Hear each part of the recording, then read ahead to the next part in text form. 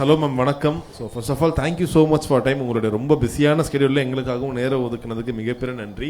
And எல்லாமே கரெக்டாக அந்த நேரத்தில் அமையன்னு சொல்லுவாங்கள்ல, ஸோ அதுக்கேற்ற மாதிரி இன்னைக்கு இன்டர்நேஷ்னல் ஃபேமிலி டே. ஸோ அப்படி பார்க்கும்போது தளபதிக்கு இப்போ மொத்த தமிழ்நாடே ஃபேமிலியாக மாறிடுச்சு. இருந்தாலும் நீங்கள் இன்னும் நெருங்கிய வட்டம் ஃபேமிலியிலேருந்து ரெப்ரசன்ட் பண்ணுறது எங்களுக்கு ரொம்ப சந்தோஷமும் பெருமையும் கூட. இப்போ இந்த ஒரு வாரம் ஆட்சி காலம் உங்களுக்கு எப்படி இருக்கு? எங்க பார்த்தாலும் CM Vijay, CM Vijay, CM Vijay. அதான் நீங்களே சொல்லிட்டீங்களே, எங்க பார்த்தாலும் சிஎம் விஜய் சிஎம் விஜய்னு இருக்கும் போது டெஃபினட்டாக வந்து as a family person and being with him, அவரோட வந்து நம்ம நிறைய ட்ராவல் பண்ணியிருக்கிறோங்கிற இதில் வந்து பார்க்கும்போது ரொம்ப ரொம்ப ரொம்ப என்னன்னா பெருமையாக இருக்குது, ரொம்ப சந்தோஷமாக இருக்குது.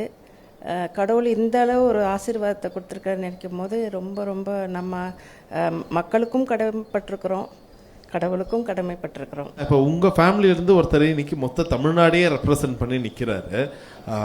ரொம்ப அமைதியான ஒரு விஜய் சார், ரொம்ப பேச மாட்டார் இப்படிலாம் சொன்னாங்க. ஆனால் இது அரசியல் காலத்தில் வந்து மொத்தமாக மாறிடுச்சு. பயங்கர ஆக்ரோஷமான விஜய் சார், அதுவும் நிஜ வாழ்க்கையில் ஆக்ரோஷமான விஜய் சார் எல்லாம் பார்த்துட்டோம். இப்போ இந்த ஒரு வார காலகட்டத்தில் சட்டமன்றத்திலையும் இன்னும் பரபரப்பாக நிறைய விஷயம் நடக்குது. நீங்கள் எப்படி பார்க்குறீங்க சட்டமன்றத்தில் நடக்கிற விஷயம்லாம்? அதுதாங்க, இப்போ நீங்கள் பார்த்தீங்கன்னா வீட்டில் வந்து எப்போவுமே அவர் ரொம்ப அமைதியாக இருப்பார், பெருசாக அவர் இருக்கிறாருங்கிறதே தெரியாது.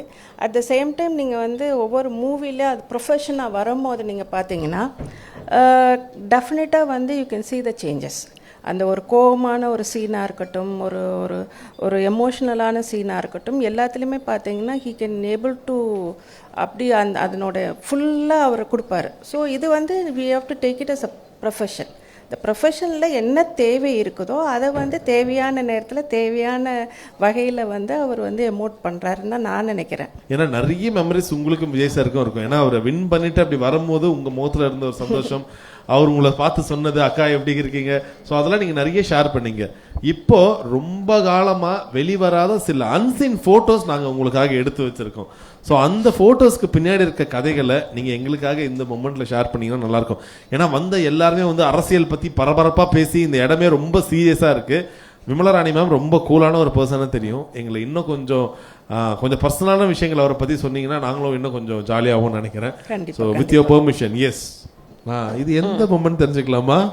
இது வந்து என்னோட ஸ்கூலோட, நான் ஃபஸ்ட்டு ஸ்கூல் வந்து பண்ணும்போது வேளச்சேரியில் வந்து செயின்ட் பிரிட்டோஸ் அகாடமிக்கு வந்து ஓப்பனிங்க்கு வந்து இது வந்து என்னோட ஆச்சி. ஓகே. ஆச்சினா வந்து எங்கள் அம்மாவோட அம்மா, எஸ்.ஏ. சந்திரசேகரனுக்கு அம்மா. ஓகே. விஜய் சாரோட பாட்டி. விஜய் சாரோட பாட்டி என்னோட பாட்டி. ஓகே. ஸோ ஏன்னா அவங்க வந்து ஒரு ஹெட் மிஸ்ட்ரஸாக இருந்திருக்கிறாங்க. சரி. ஸோ அப்போ வந்து எனக்கு வந்து பார்த்தீங்கன்னா ஒரு ஸ்கூல் அனுபவமான ரொம்ப ரொம்ப அனுபவமிக்க ஒருத்தர் எங்கள் கூட இருக்கிறதும், அது என்னோட உறவினராக இருக்கிறதும், விஜய் பெரிய அப்போவே வந்து ரொம்ப பெரிய ஒரு ஸ்டாரு. ஸோ ஒரு ஸ்டாரும் ஒரு இன்டலெக்சுவல் பர்சனும் சேர்ந்து திறந்தால் நல்லாயிருக்கும்னு சொல்லிட்டு ஓப்பனிங் கூப்பிட்ருந்தேன்.